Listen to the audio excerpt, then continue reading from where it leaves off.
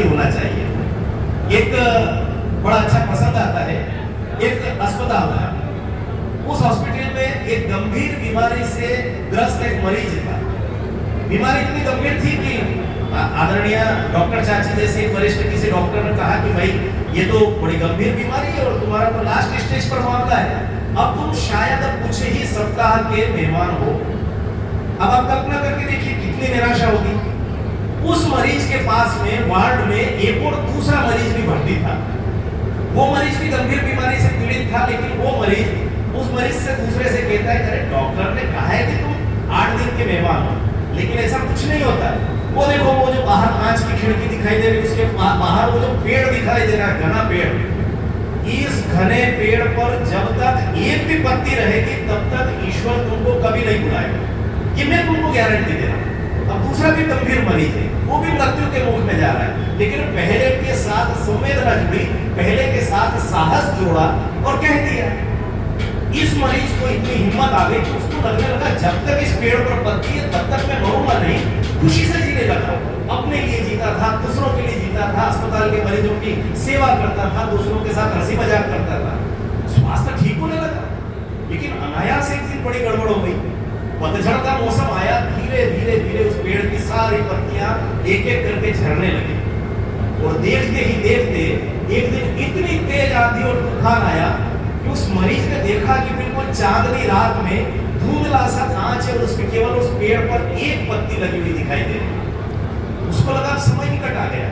पास वाले से कहा क्यों भाई, ऐसा लग रहा है कि आज मेरा अंतिम दिन है जीवन का, वो एक पत्ती गिरेगी और मेरा जीवन समाप्त हो जाएगा।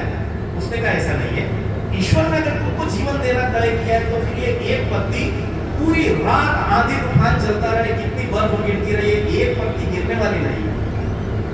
मरीज को विश्वास जागृत हो गया। पूरी रात हुई, सुबह सूरज की जैसे ही पहली किरण आई, उसने देखा कि वो एक पत्ती पेड़ पर लगी हुई।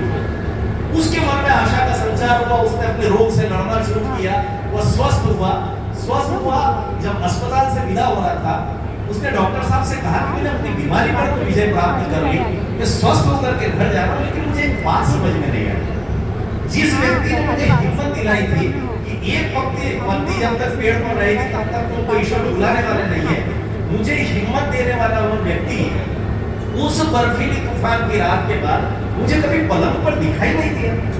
डॉक्टर ने हंसते हुए कहा मेरे भाई, वो भी बहुत गंभीर रूप से मरीज था, उसके पूरे फेफड़ों में संक्रमण था, ठंड में उसका बाहर निकलना मृत्यु के मुख में जाने जैसा था, लेकिन उसने अनायास रात में जाकर के देखा कि वो जो पेड़ पर आखिरी पत्ती थी वो उस तूफान में गिर गई है।